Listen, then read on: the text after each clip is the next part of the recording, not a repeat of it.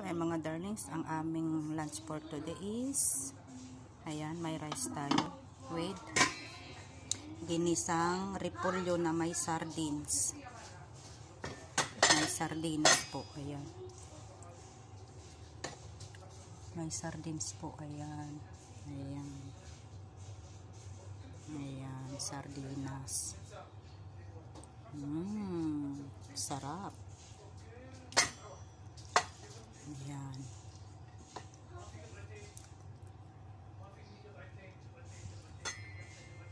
So, ito kahapon yan, meatballs with beans. Sa amo namin yan.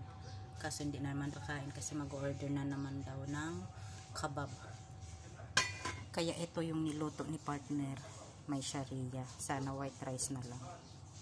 Para mas masarap. So, mga darlings, thank you so much.